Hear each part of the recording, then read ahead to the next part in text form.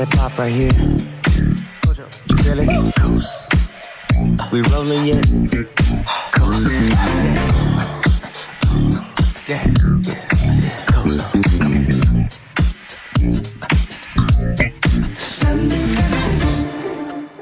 Thanks for making us number one. The Lakeshore's finest mix of music. Mom FM. 102.7 WMOM, Pentwater, Ludington, Elbridge, and all of West Michigan. It's 8 o'clock. Good morning and welcome to Leading West Michigan, a show about success and featuring local leaders and people in local business. Good morning and welcome to Leading West Michigan, the reincarnation of Leading West Michigan. And we are so pleased today to have as our inaugural guests on the resumption of this program, Kay Neal and Bob Neal, the two of the leaders of not only the Ludington community, but really all of Michigan.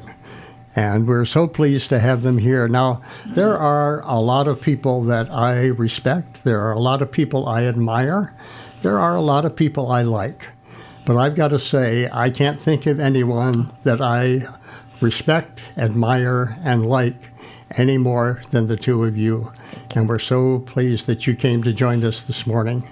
So we want to talk about your famous business, the House of Flavors, for what you're known mostly for, and also delve into a little bit of your personal background and talk about the love story of Kay and Bob. And you've had quite a weekend.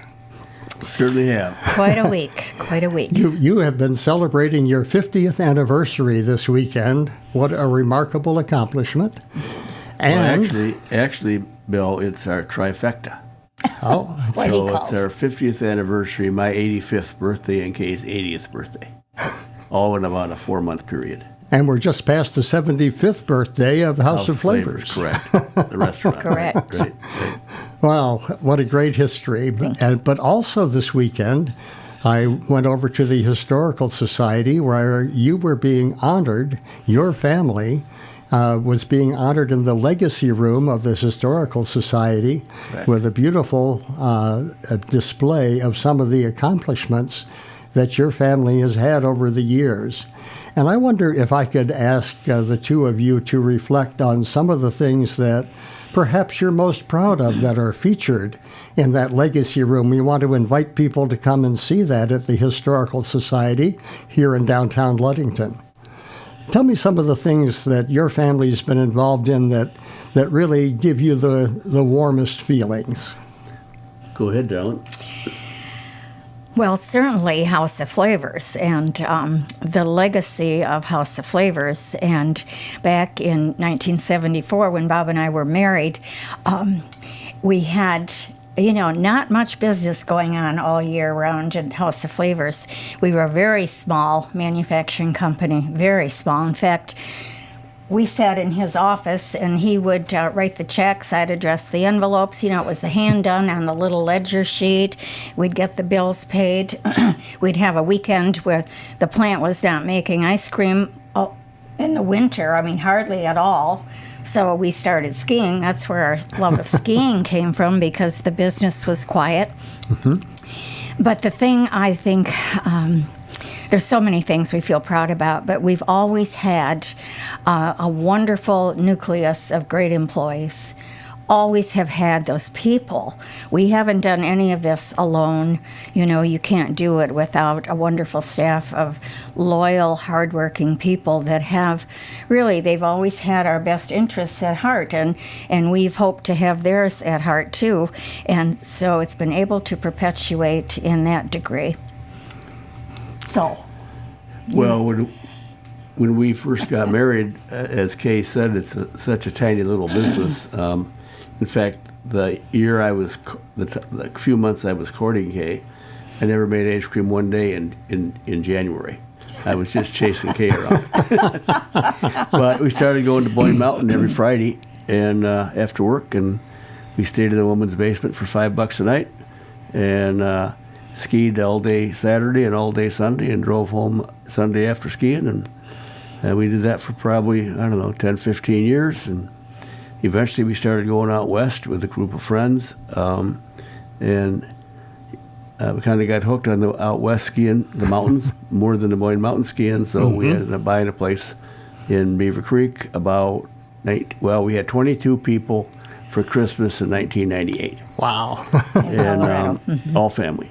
And so, yeah, that's it. The other thing about going up to Boyne Mountain, we had met a dear woman whose husband had been unfortunately killed along the roadside, and Vi Paquette was her name, and she had a lovely home, and she opened it up to skiers. And at that point, we were blending 7 children together. Right. So not only would we go, we would take. I know there were times we had all 7 of us, and she opened her lower level of her house. We paid her $5 a night, and she would do a little breakfast, and those are great happy memories too. That's how we got going to Boyne, but the family would go with us, and we never knew quite where everybody was on the mountain up there, but it wasn't near as big as being out west. Well, one of the funniest things that's happened out there is I was in the chairlift with a couple of our boys, and all of a sudden we see this ski going down the hill with a boot in it. A runaway. Runaway. So if you know anything about skiing, they all have ski brakes on them, so they stop if you fall, but not with the boots in them. So our youngest daughter, Tracy, had been on Victor, the main hill, I guess, at Boyne, and fallen, but didn't have her boots buckled. So all of a sudden we see this ski, and then we realized it's actually Tracy's ski. So we turned around and watched where it went under a car, into the park, under the car, into the woods. So we got it back, got her put back together, and yeah. So we've had a lot of very interesting little things. I'll tell you, we thought we'd always have a couple of kids when we got married. We were pretty young, and until the first weekend was 7 kids, and so. Yeah, we had I think we have a full house. Had these 9 passenger station wagons, and we'd take them went to Florida every other year to visit my parents, and we both agreed that this is a big enough family. So, and today we're very happy. It was hard enough blending 2 groups of people without trying to blend 3 groups of people. You have referred to this as your Brady Bunch family, as I recall. Correct.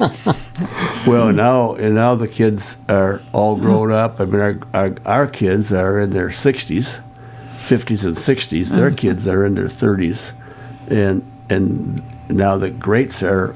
The oldest grade, I think, is 6. No, he's 8. 8, okay. And sorry, but we don't have any tattoos. We don't have any earrings. We don't have any people on drugs. Everybody's got a job. Everybody works hard. We, including Kay's former husband Roy, we created a great work ethic for these kids. They all worked in the ice cream factory. They all worked at the restaurant, and they all worked on the farm. So, and I think that anybody that really wants to know why our family is so wonderfully successful, it's because of the work ethic. Yeah. And we just set the good example. Well, I have a feeling that they got that from the 2 of you as well. Yeah. As well. Yep. Looking back a little bit farther, your father started the business, and you were living above the House of Flavors. Is that right? Yes. When my dad came here in '47, we had moved to Florida. So he and another fellow had bought an ice cream business in Grand Haven, and they during the war the butterfat was rationed, so it was very hard for people in the ice cream business to get the butterfat to make the ice cream. And you can't make it without butterfat, And you can't right? make it without it. And so my dad, and the guy's name was Buford Jolly, they went out into the Hudsonville, Borkula area and dealt directly with the farmers and bought cream, and then came back and made the ice cream, but it was probably all illegal. But anyhow. Well, I won't tell. No. Yeah, too late. It'll Nobody just knows. be between us. Nobody will know. Yeah, so because they're the only people in the ice cream, made a lot of money that summer. And then my dad caught Buford stealing from him. So they decided that Buford could keep the business, my dad would take the profit, and we moved to Florida. So we lived in Fort Lauderdale, about a block from the Atlantic Ocean, and he bought some interest in a gas station, which is really peculiar to me why he chose the gas station, because I say in my book, he doesn't know righty-tighty, loosey-lefty. And he hated it. So we... Not a good skill level for a garage, right? It wasn't his cup of tea, but I'll tell you, the man could really sell ice cream. So he left us there in Fort Lauderdale with 4 kids. I'm the oldest at about 6, and he was gone he came to Ludington. He was on his way to Traverse City, actually, to buy a plant ice cream business there. And this Al Miller, who he had bought the store from in Grand Haven, had built the business in Ludington for his 2 brother-in-laws, the Fred John Alkema. And in the process, they built 2 apartments above the plant and the store for them to live in. And so my dad eventually took his money and bought half interest in the business. And then we came to Ludington in February. After it was really cold, I remember that, and we lived above the plant for 10 years. Must have been a bit of a shock coming from Florida at that point. Well, the bigger shock in my life was when I went to military school, and I got out of the car and it was 22 below zero. So in Ludington, it usually doesn't get that cold. Well, that's something we're going to have to follow up on here in just a few minutes. Right. Bob mentioned his book. I want to show this to everybody. I've had a great time reading this, and I went to visit Bob at his office, and he was in there autographing copies for people to have at the anniversary party a couple of days ago, and that was pretty great. It's a terrific book, and one of the things I really enjoyed about it was that the foreword is written by Patty Cleavorn, right? Another of my favorite people in all the world, and here's the cover picture, was taken by Andy Cleavorn, the very talented photographer and husband of Patty. And she said in the foreword to your book that you can't name a community structure or event or program that hasn't been somehow influenced by Bob Neal. And I would add to that you can't name one of those things that hasn't had a significant influence by Kay Neal as well. Thank you. And so the two of you have crafted such a legacy in this town, and I think all of us are appreciative of that. But we're going to talk more about some of your community involvements as well as we go along. But let's talk about the House of Flavors today. This House of Flavors started small, and you made some key decisions along the way that turned it into one of the big ice cream manufacturing businesses in the whole country. Right. And it's now international. It's amazing. Yeah, it really is amazing because we tried to be... I never took any work home with me, but I worked really hard. And I followed this little principle that if you work 10 hours a day instead of 8 hours a day, you get an extra day's work every week. And so my dad, after I got out of college, I went to Michigan State and got my degree in food science. I was going to be a lawyer before that, but in the middle of all that, I got married. And then I decided I didn't have any money. I decided I better go back to college and figure out something I really knew how to do. I remember you went to Albion when you were thinking of being a lawyer. Yeah, I was with Albion for a year and a half. I met this cute little thing from Southgate down by Detroit. And I went to military school and I have all brothers, so I really didn't know a thing about girls. And the first year I was at Albion, I didn't have one date. I didn't know anybody. So I kind of said to myself, Junior, when you go back next year, you need to figure out how to find some girl to be in your life. And so just coincidentally, we were lined up in probably for a phys ed class. All the girls were on one side of the room and all the boys were on the other side of the room, and I'm just scanning those girls trying to figure out who's the prettiest.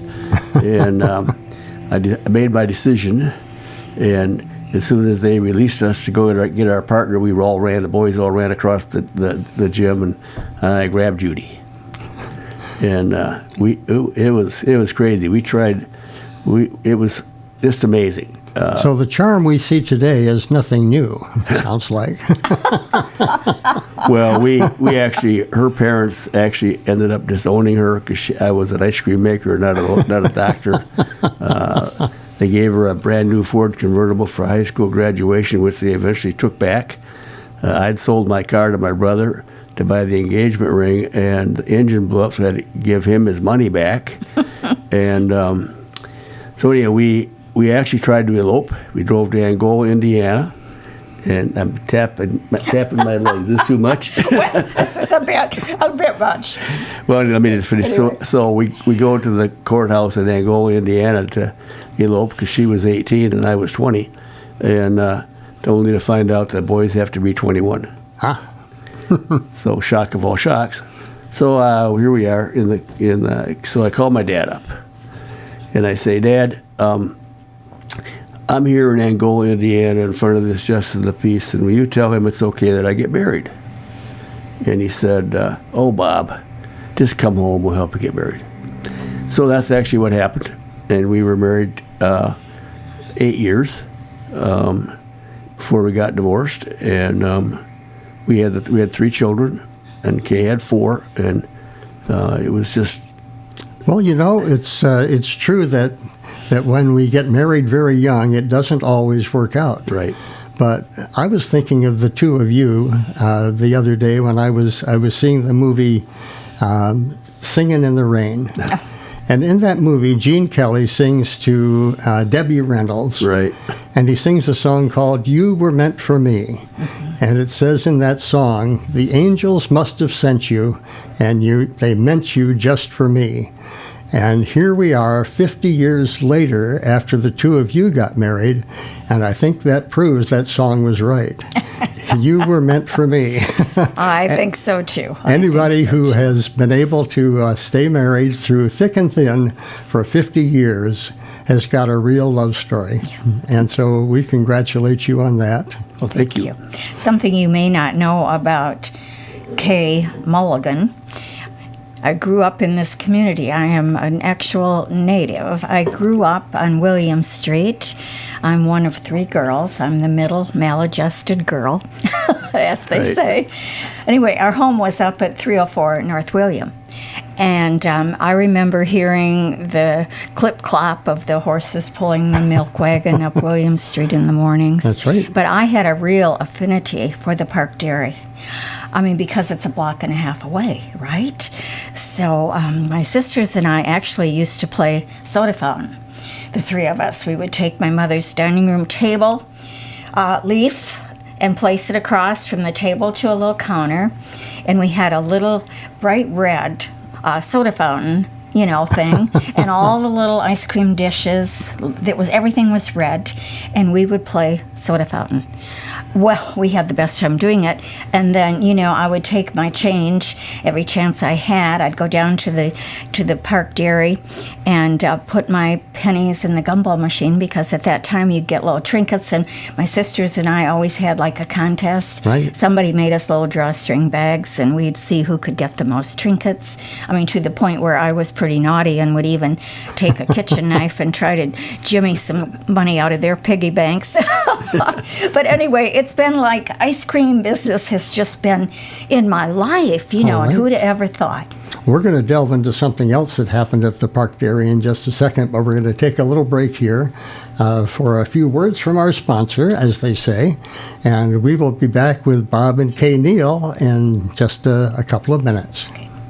Attention business owners, are you looking for the perfect financial partner to help your business thrive? Look no further than Safe Harbor Credit Union. Our business tiered money market account offers competitive tiered rates. The higher your balance, the higher your rate. Maintain a $5,000 minimum daily balance to enjoy our impressive APY. Plus, enjoy unlimited transactions and free digital banking with online banking, bill pay, mobile banking with mobile deposit, and free e-statements. Keep your business flexible with enhanced access to your funds and pair it easily with your business checking accounts. services. Need a reliable checking account? Our business share draft checking is free for businesses of all sizes. No monthly service fees, no minimum balance requirements, and unlimited check writing. Plus, enjoy free digital banking, a free MasterCard debit card, and more with just $25 minimum deposit to open. Establish your membership with our business share accounts, providing competitive dividends on your entire balance with no minimum balance requirements and no monthly service fees. Enjoy all the benefits of free digital banking and night drop services with only a $5 minimum deposit to open.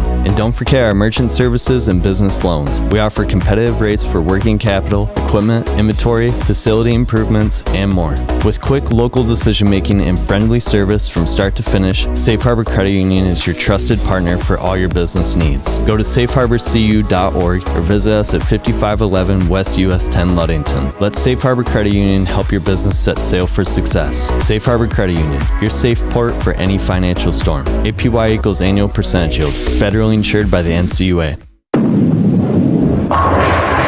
July is heating up, and Spartan West Bowling Center is your go-to destination for a summer filled with endless fun. Experience the thrill of open bowling daily. Grab your friends and family and roll into a day packed with excitement. As the sun sets, our cosmic adventure begins. Dive into the neon glow of our lanes and let the good times roll all night long. Feeling hungry? Beamer's Restaurant has you covered with delicious dishes. Enjoy our mouth-watering pizzas, the famous Friday fish fry, or try our irresistible wet burritos. Don't miss the Savory Slim's 12-ounce burger, or pick a refreshing salad for a lighter option. So whether you're here for the bowling, the food, or both, Spartan West Bowling Center has everything you need for an exciting summer. Book your lane or reserve a table at Beamer's today by calling 231-757-2391. That's 231-757-2391. Don't miss out on the fun. Spartan West Bowling Center, where every celebration shines bright.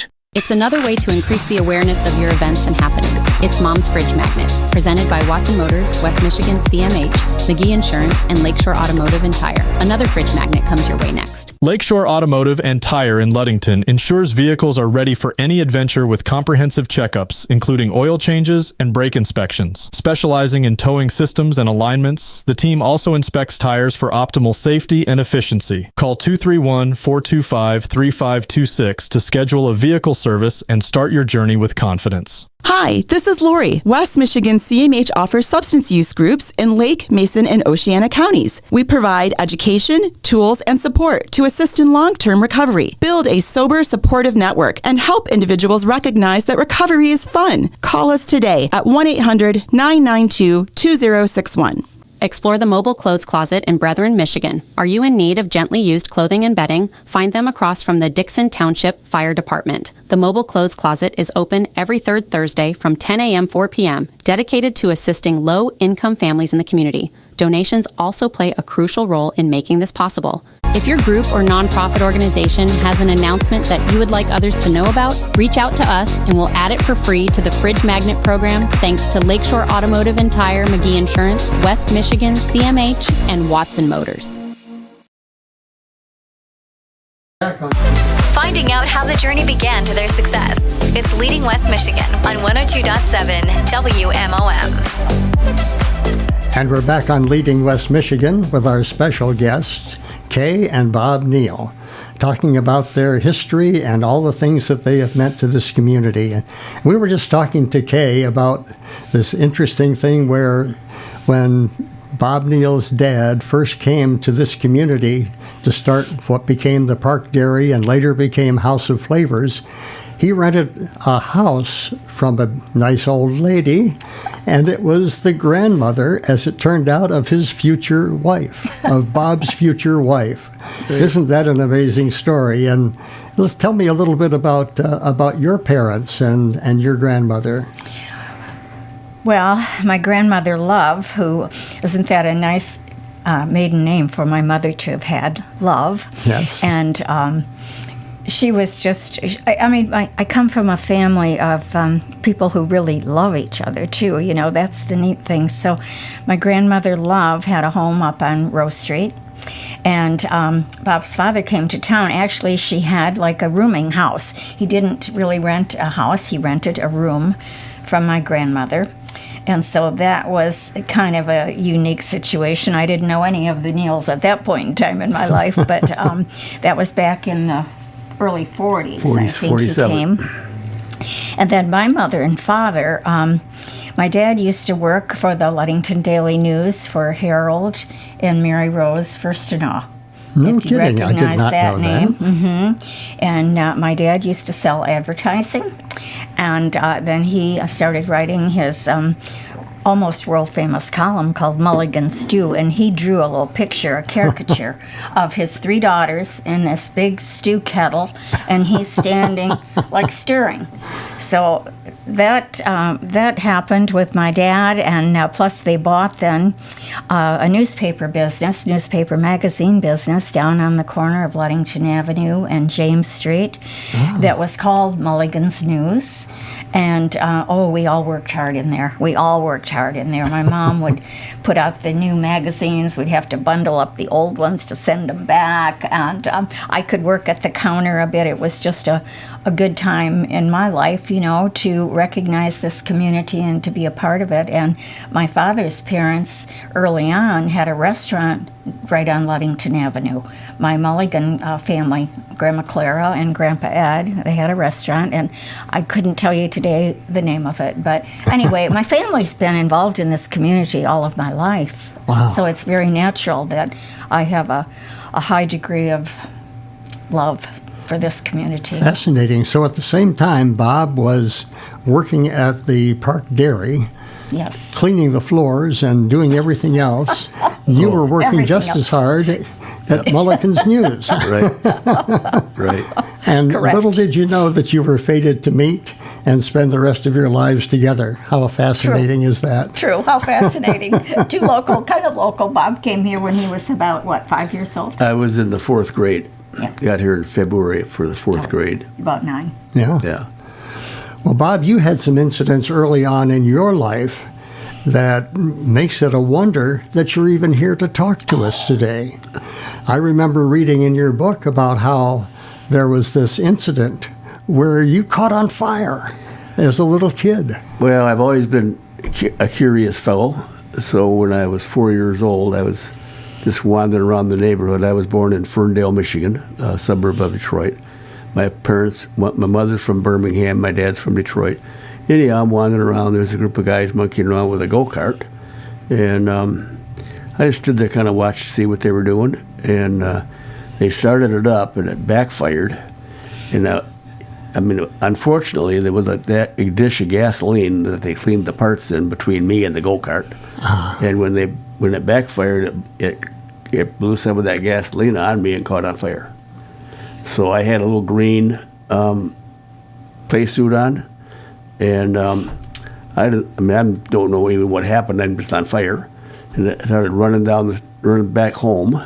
And this paper boy, who I have no idea who he was, jumped off his bike, rolled me in the dirt, put the fire out. Wow. And every place I had a double seam, like your short sleeve shirt and your short pants, I've got a pretty good scar because the fire lasted longer. Uh-huh. And Up on your collar, on your neck. and I had quite a big scar on my right here on my face until I was about 17, and then they operated on that and cut the scar out and kind of stretched the skin, and then I got what's called keloids, which is another big scar. So they cut those out, and that also might be part of the reason I don't know anything about girls.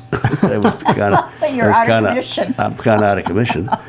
Well, that would make a teenager a little self-conscious, but you can't tell anything about it today. No, but I remember, so I was home in bed, never went to the hospital. The doctor came every day. This is a long time ago, and peeled off those bandages off my burns, and then did something to them, then covered them back up. Next day, the same thing for a month. Oh my goodness! Hurt. I'm hurting just thinking about it. Hurt a lot. I'll bet it did. Well, later on, when you were a little bit older and you were starting to drive, you had another incident And I guess I can understand why you have such strong faith, because you have survived some things that only God's hand could have possibly guided you through. So what happened with that accident? Well, something happened that I didn't put in my book, but I was going to visit Judy. At that time, I guess it was I-94 with a three-lane highway, passing lane in the middle. And I was passing a car along with somebody passing a car going the other way. We hit each other head on. Oh. And eventually Judy came and picked me up. My car was out of commission. But the incident you're talking about, we used to buy our ice cream mix from a company in Greenville. And we had this truck that held 60 10-gallon milk cans on the bed, and then they were double-decked in the front half of the so 90 10-gallon milk cans. And I'm driving this old Studebaker truck. Never had been in the truck in my whole life. The guy didn't come to work. My dad, hey, Bob, go get the mix. And front tire blew out. The truck rolled over down into a ditch.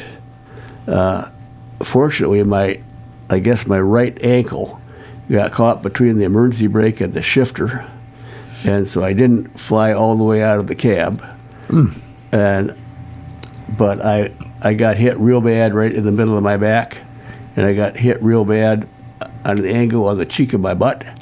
But no can, 90 milk cans in the air, 120 pounds apiece. And those got to be dangerous guided missiles. Oh my gosh! Holy cow! But the Lord must have been watching over me, because I never got hit in the head. Otherwise, I'd have been killed. So after that one hit me in the middle of my back, I broke my back. I'm in a body cast for 6 months from my from my neck to my top of my legs, and the doctor had cut a triangle in the middle of it. And during that time, I gained some weight because you couldn't really do anything, and my little stomach just grew right out of that triangle. Yeah, no, it's been a really interesting ride. Well, you've survived some things that are pretty amazing, and nothing has really stopped you. No. Well, my wife used to tease me about locking me in the closet with a roll of toilet paper and just write my ideas on the toilet paper. That's this wife. Not, this wife. And with my ideas on it. So I've never given up. I've never not been able to figure out the next best thing to do. And here we are. Well, one of the things that's always described to you, and you can tell me whether it's true or not, that your favorite saying is you're only one idea away from the perfect solution. Correct. So if you never give up, my assumption is that if you just keep thinking of what you could do next, just in my case, stay in business, and you just keep working at it, eventually you'll figure it out. And most people know we were in bankruptcy in 1988, and we had a great lawyer in Grand Rapids that represented us. The stress of it was horrible. We lived on Gaylord Avenue at that time. I ran to the state park and back every morning with my dog, and then I drove to Grand Rapids to meet in the court with the unsecured creditors. And so actually I had this idea. Well, what really happens, we had some private label business and some store door business. And my best friend, Stan Behrman, who is deceased now, was in the milk business. He had 100 semis delivering milk all over the place. And we had 7 semis delivering ice cream all over the place. And I said to myself, I wonder if I just gave Stan all my customers and all my trucks, all my trailers, all my salesmen, what would that look like? So it looked like we would lose $500,000 in gross margin, but save $900,000 in expenses. And so I went to Stan and I said, how do you feel about doing this? Oh, yeah, I'd love to do that. So then the biggest sale of my life, biggest sale of my life was going into this room with these unsecured creditors who we owe $1 million, 2 or 3 to. And I said, I think I got this figured out. I want to give away my customers. And that, of course, was my biggest asset. And, of course, they didn't think that was a very good idea. But it took me about 2 months to convince those guys that this is really the only way that we're going to survive this. And the the half a year, we were losing $250,000 a year for 5 years. With a Co-America had a loan generation office in Grand Rapids that kept loaning me this money. And then when they built the real bank, they called my loan. So, and they called all my customers and said, don't send Bob any of your money, you send the money to us. Well, I worked once upon a time for Comerica, and I say shame on them. Oh, my word. So anyhow, I called them all and said, don't send the money to the bank, just send it to me. And you probably know I'm pretty creative, so they got a really tight string on you. You can't hardly get away with it. But we lied, we cheated, we stole, we did everything humanly possible to stay in business and keep ahead of Comerica. And so we come out of bankruptcy, and we go in December. No, we go in February, and we come out in December. Same ownership, same everything. And my lawyer had to go back to his law books to figure out how to end this, because he never had he's done all kinds of bankruptcies, but he's never done one that came out exactly as it went in. And so in that short a period. Yeah. So anyhow, I had to find $400,000. We paid the unsecured creditors 20 cents on the dollar, which was $400,000. And I had no credit, I had no bank.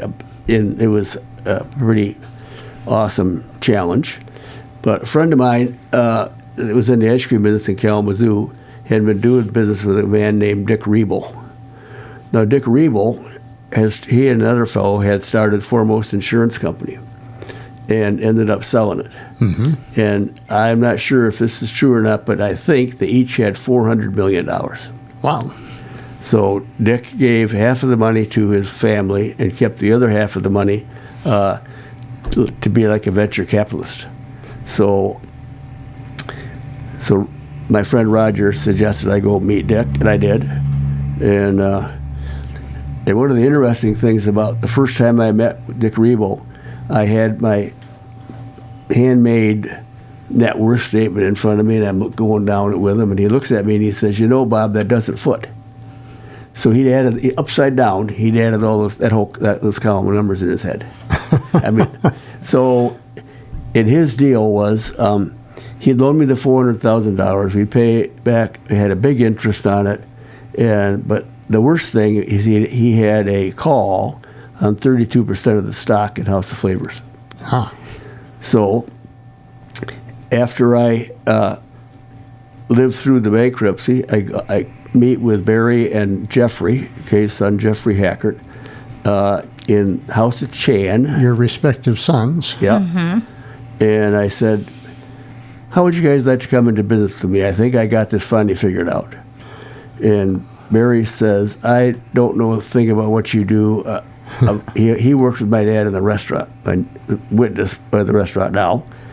But Jeffrey said, I'd love to do that, but not if Barry wants to, because I don't want to do it with Barry, and he's your blood son. So Jeff came into business with us in March 6th of 1989. And it was, he said, and in the book I think I say, he said at the legacy thing, he said to me, what do you want me to do? I said, go in the plant for a year and see what we do out there.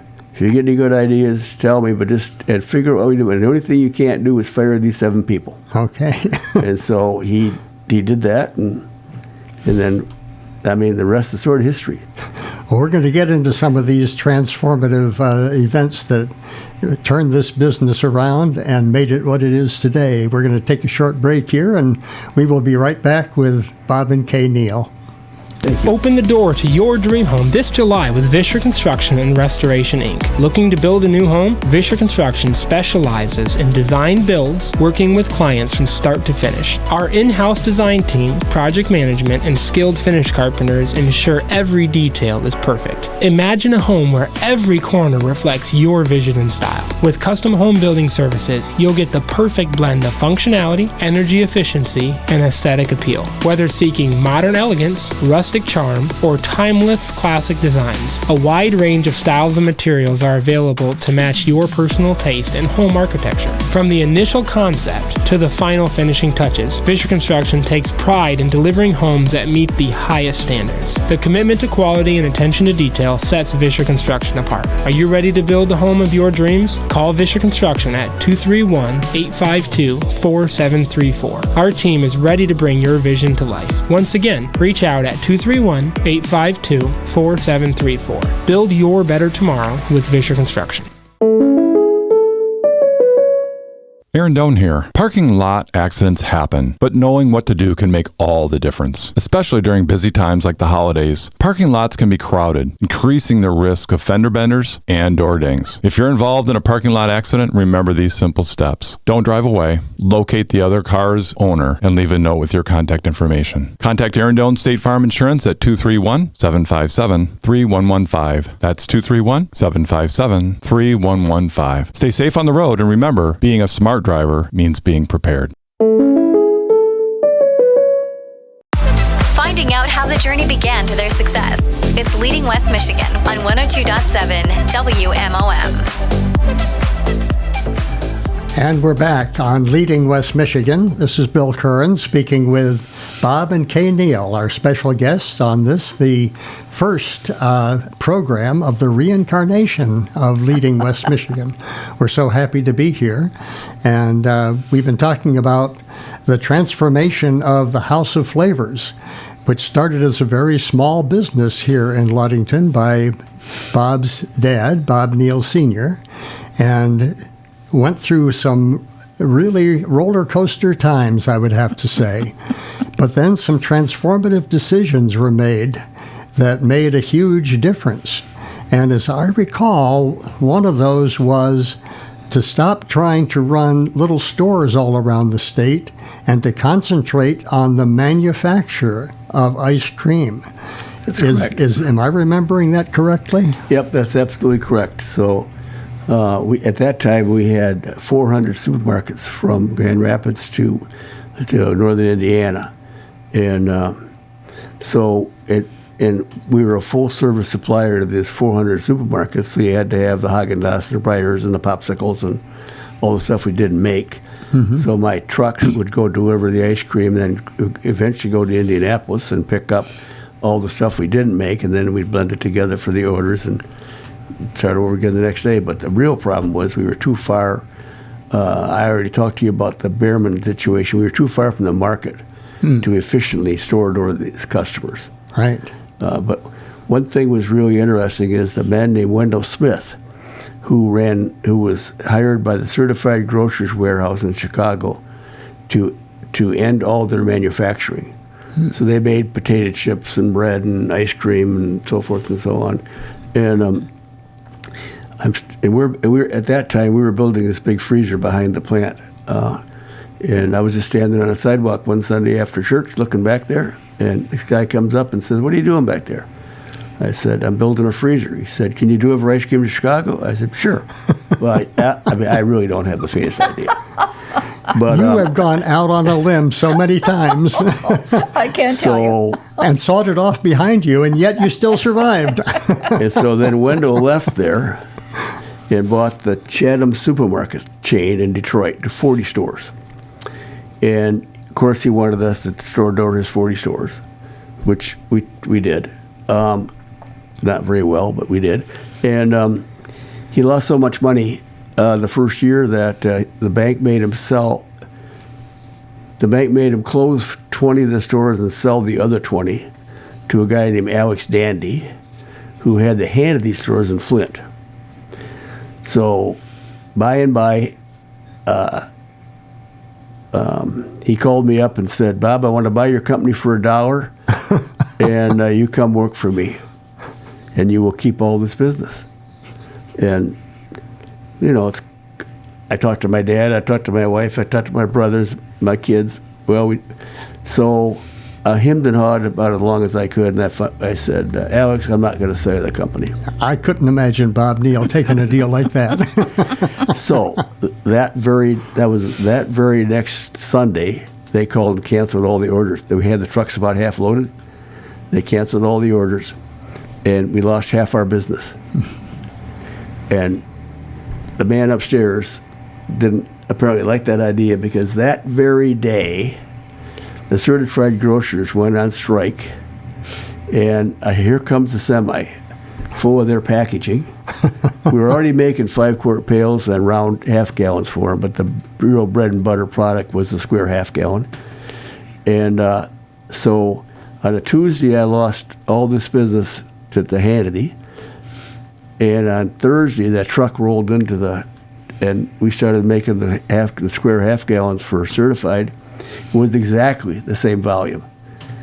So if you looked at our sales, this never even shows up, not even there. So really, that's probably one of the biggest blessings that we had in this whole event, so now we started out making ice cream at 5 seconds, fill a half-gallon, put it in a weigher basket, put it in the freezer,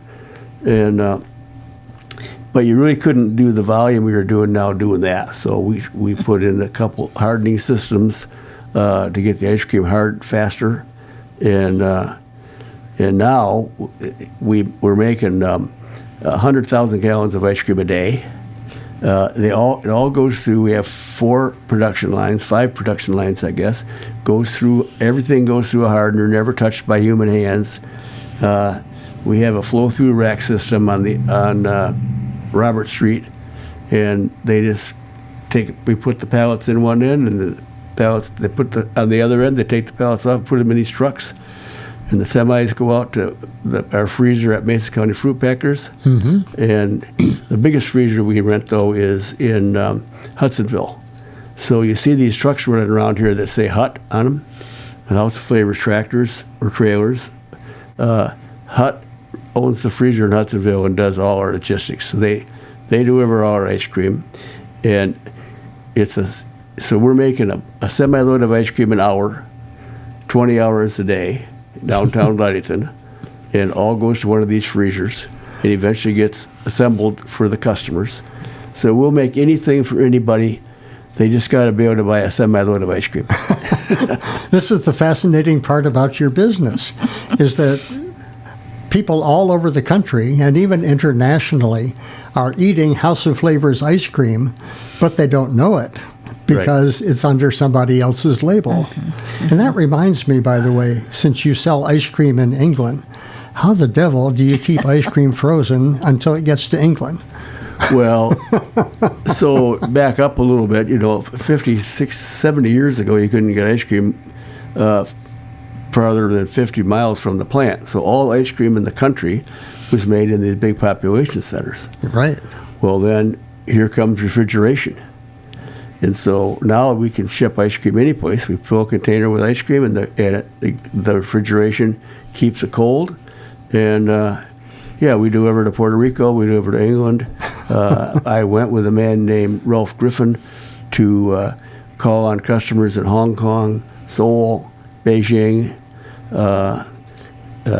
Never, always looking for a customer someplace. Well, come to find out, all those places don't have any freezers. They live in apartments, 4 or 5 families together, mm-hmm. and all they really buy are single-serving stuff, which we didn't make. So that was just it was fun to go to China, though. So when you transitioned to concentrating on the manufacture of ice cream, you still kept the store, the House of Flavors. Eventually, the two of you renovated it completely and rebuilt it. Right. But as I recall, you kept one other close-to-home restaurant, and that was the one in Manistee. And I read in your book that you had an angel who invested in that business. What was her name? I think it was Kay Neal. Oh, yeah. Kay. Yeah, Kay's... I almost forgot that. Kay's middle son was in a motorcycle accident on his way to work. At the farm. At the farm. At the cherry and ended farm. up in the Manistee Hospital with his, I don't know what leg it is, but... It doesn't matter. But, so he lost... He had 6 surgeries. Yeah, 6 different surgeries, and Kay would be up in Manistee every day visiting him. I'd been making ice cream, and so got around to when I had to sell. So I didn't tell you this shit. So I borrowed this $400,000. No, before that, I owed the IRS $400,000. So yeah, like a man named Jim Coaster. So I bought back all the restaurants. So I had 12 restaurants, and a manufacturing company. And Jim Coaster, the guy's name, I hired him, and I didn't really know anything about him, but he was a CPA, and I trusted him, and I shouldn't have. But he stole $400,000 from us. By not paying the federal withholding taxes. So the federal withholding taxes are actually your employees' money, and so you can't escape that. Right. You got to pay that $400,000. So I ended up selling all the restaurants but Manistee and Ludington. Well, I always owned Ludington. And I had two partners, Don Klingon and Alan Vanderplug. They bought Traverse City and Petoskey, I forget. But so we sold them all, got the $400,000, paid the IRS, and then found out that we owed this, that we had all this federal withholding taxes that we had to deal with. So I mean, it was just it's like assholes and elbows. Just when you thought you were out of the woods, this thing hits you. We lived through that too, you know. Well, Kay caught Jim stealing gas from the plant one year when I was in North Dakota pheasant hunting with my college roommate. And then after that, we hired 2 CPAs to come in and try to figure out what happened to all this money. And he built a house, he had a boat, he had a Corvette. And anyhow, we got the house, we fired him, got him disbarred, but never really put it all together, actually. Yeah. And then you got Pete Heiss.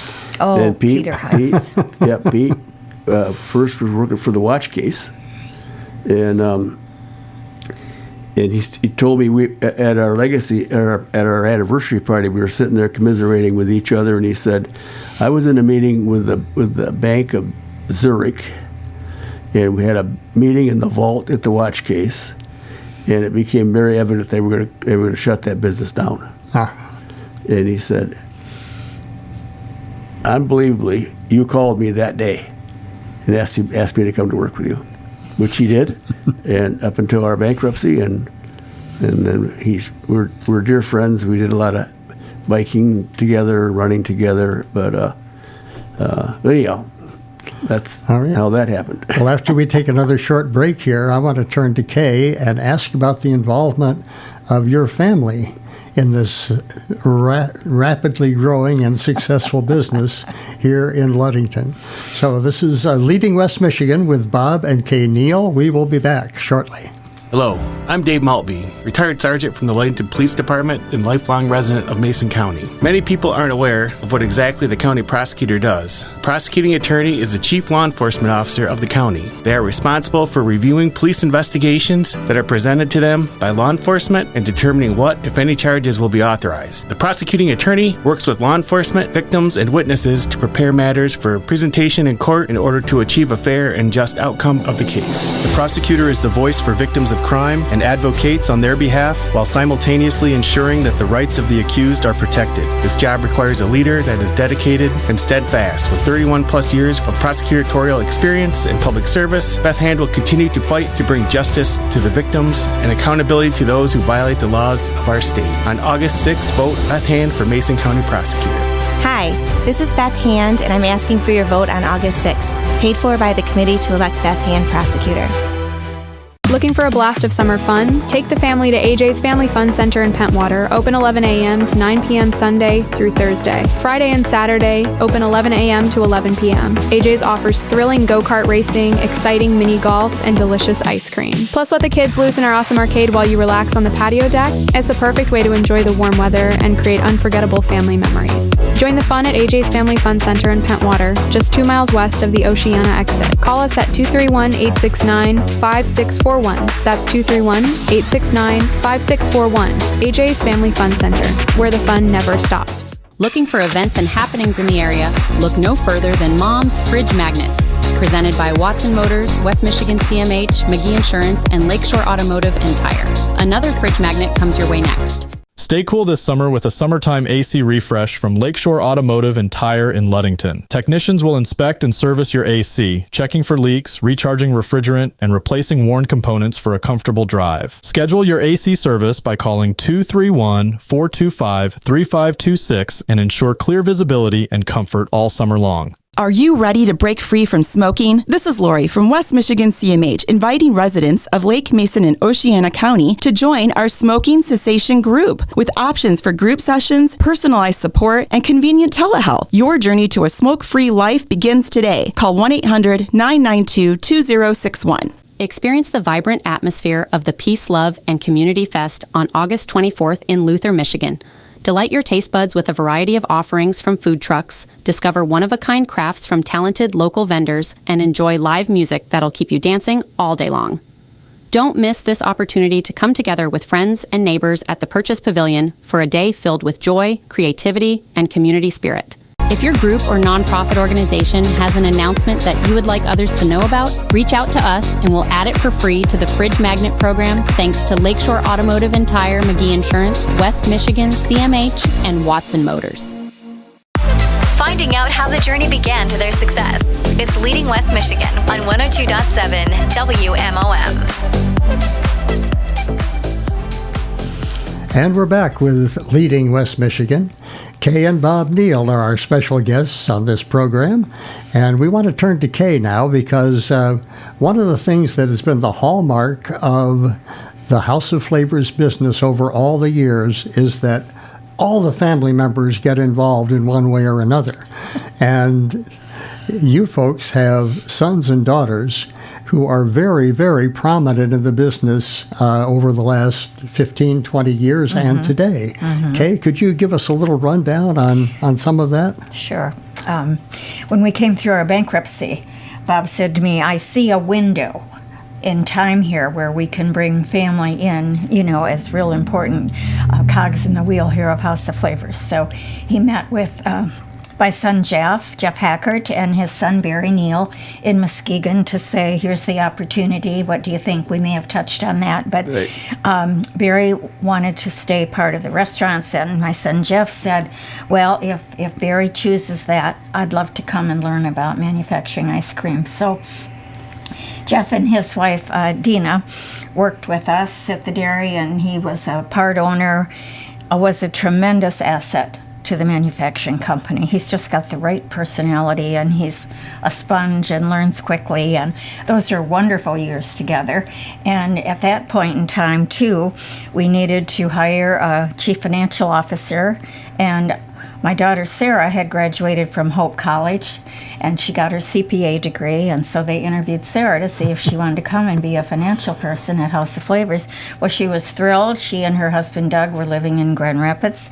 They moved to Ludington, and she's been on board with us there for 20, 30, almost 30 years. Almost 30 years, right. But she has done a miraculous job and just has been, she doesn't fit the mold of a CPA, if you know what I mean. We're a lot of fun. We have a lot of fun together.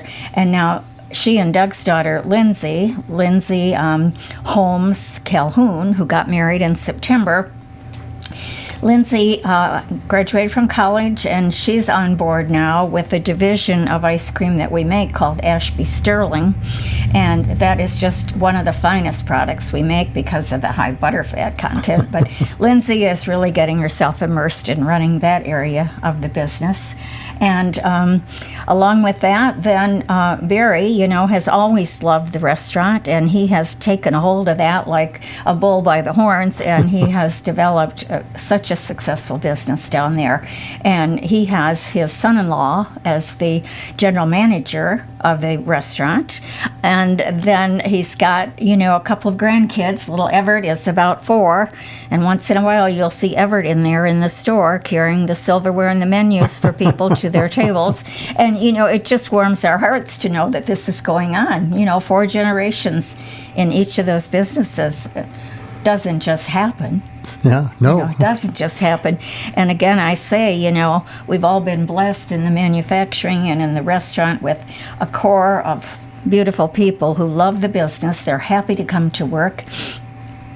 It's just been incredible. So Jeffrey never fired any of those 7 people. Nope. And they stayed with us. And we've just been, as I say, we've been so blessed in our lives. You can't explain it, excepting that we have a lot of faith in God. And we've tried to serve Him and bring glory to Him in the things that we have put our hands to. He says, whatever you put your hand to do it with all your might. God says that, and I think we've worked hard to do that. We've done it with all of our might. Right. So one of the things I touched on, that Mr. Riebel took 32% stock option. And when I brought Jeff in, I gave him 17% of the company. He had to pay for it out of the profits, but we made enough money that he could keep some for himself. And with that money, we built our beautiful home on Lake Michigan. So, but he had an option. My deal was I gave him 17%, and as soon as that was paid for, he could buy another 32%, which would give him 49%. But Mr. Riebel's got the call on 32%. So go to Mr. Riebel and I say, hey, Dick, will you release your 32% call so I can sell it to Jeffrey? He was a really wonderful family man, great Christian. Well, you silver-tongued devil, you talked him into that. Well, it cost a lot of money, but we did it, and we ended up selling Jeff the other 32% over, 10 years, I suppose, and then about in the middle of the 90s, sometime we had 4 different companies trying to buy us, and we ended up. I said to Jeffrey, because he already had an option to buy the other 55% of the company from me, and I couldn't have been happier. We were spending all winters in Colorado, and I'm making quite a bit of money and all that stuff. So anyway, I say to him, Jeffrey, I'm pretty happy here. What do you want to do about these companies trying to buy us? He says, well, if you can get the right price for it, why don't you see if you can sell it? Then I won't have to worry about you and Mom the rest of my life.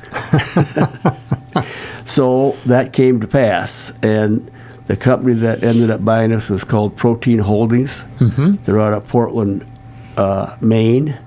They were formed by a bunch of Wall Street guys that want to feed people spiritually and physically in the end times, and so they bought these basic food group companies, and then. Some people with high ideals, it sounds like. Well, and the company is very Christian. We have a chaplain. We double tithe our profits. 85% of that profit goes to their foundation in Portland, where they have big missions they're doing, and 15% stays in Ludington. They have a man named Matt Owen that only job is to figure out how to give the money away. And so we have a big list of people in the Mason County area that we support pretty handsomely with this money. Well, and that kind of leads us to talking about your involvement with the United Methodist Church. You were extremely influential in them building that beautiful new church just on the north side of town. And when I first became involved with you folks, it was when the old United Methodist Church was transformed into the Ludington Center for the Arts. Well, so anybody that's my age remembers when the Catholic Church built their new church, the old church complex, 2 city blocks, where their city hall is now, they had let it sit there. And eventually it became such a hazard, the bricks were falling out, and they ended up somehow it got condemned and torn down. And we saw that. And so I said to myself. No, we said. Okay, we said to ourselves. To one another, we cannot let this beautiful, historic downtown building become a derelict building. Can you imagine, windows broken out and graffiti? I mean, anything was possible, anything. And to think that it might remain in any context of still a beautiful building seemed a little out there somewhere. So the only way we could get fully on board to build a new church was to feel as though we could have some control over this beautiful historic building. Well, I was working back then with Bill Carpenter, creating the Council for the Arts. Right. And what a godsend it was to be able to, thanks to your intervention, create that Center for the Arts there in the beautiful church building, and it is going so strong today. What a jewel that has turned into for this community. Oh, it has, Bill, and we thank you for your involvement. And the Carpenters, that Bill Carpenter, may he rest in peace. He was such a wonderful man and had the passion too, as we all had, for that building and for an art center, and the people who are employed there now too. They're precious. They're just precious. They work so.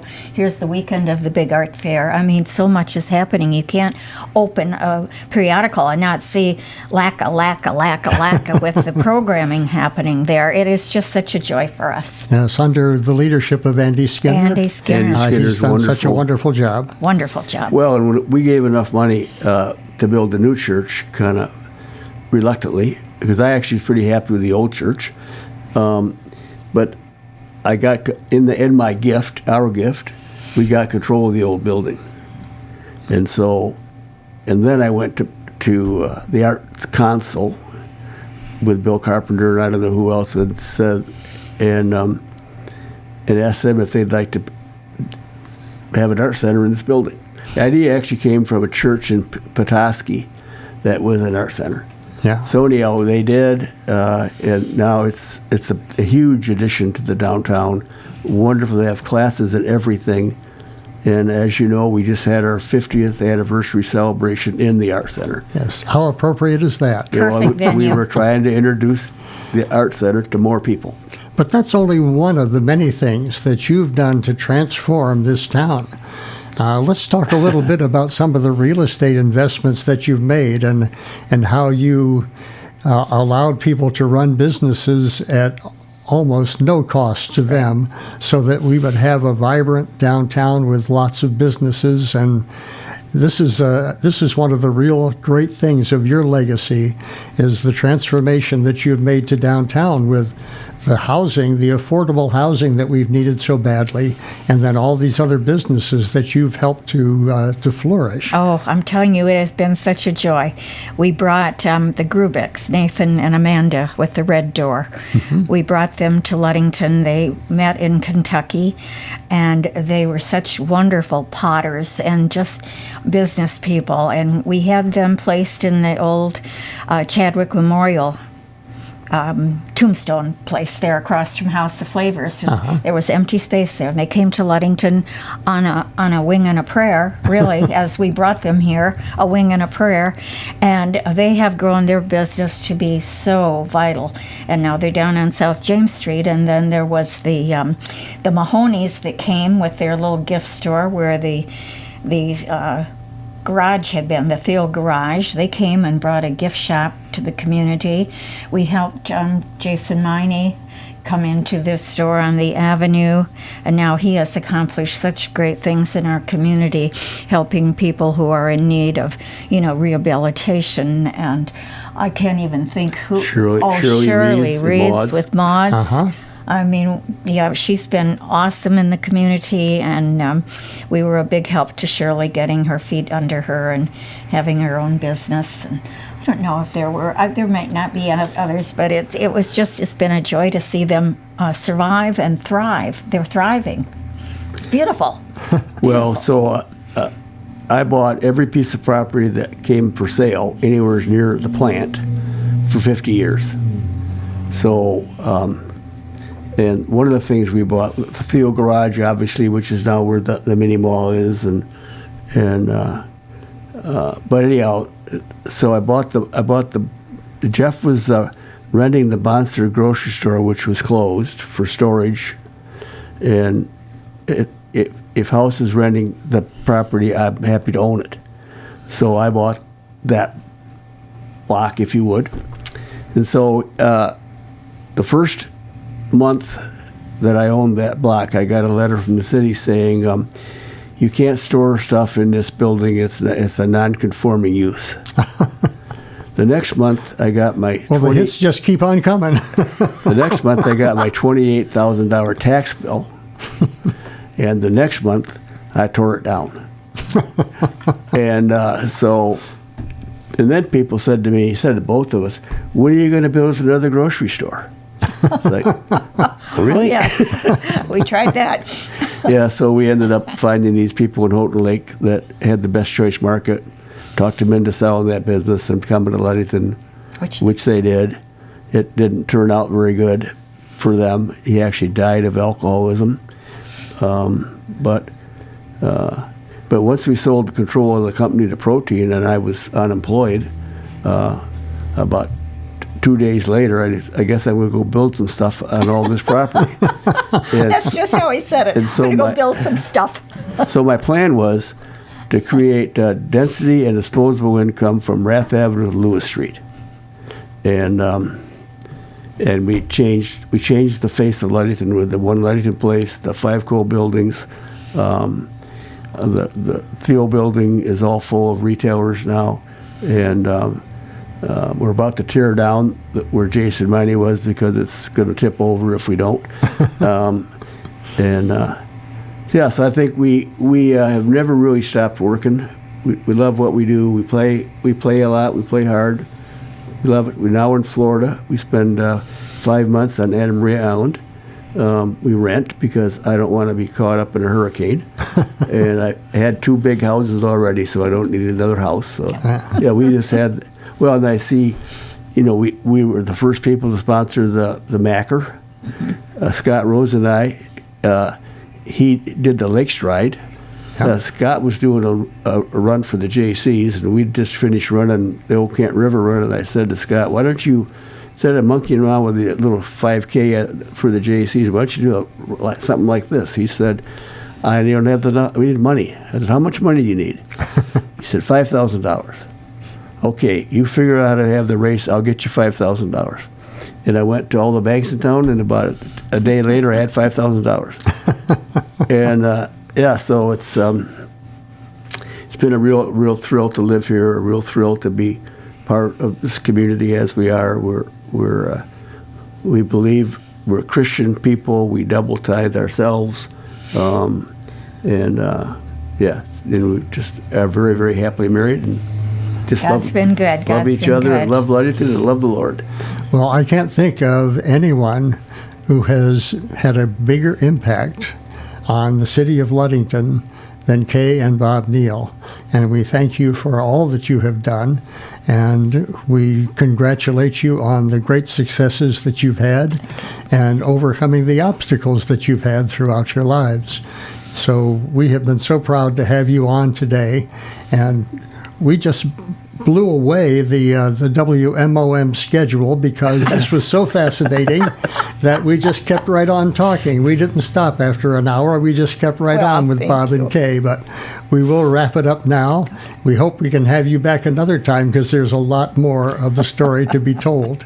And so we want to thank Bob and Kay Neal for being the first guests on the rejuvenation of Leading West Michigan. This is Bill Kerans and WMOM saying goodbye for this week, and we'll see you next Saturday morning. All right. You've been listening to Leading West Michigan, a weekly program where you hear success stories of local officials and business leaders. Join us next week for more of Leading West Michigan right here on 102.7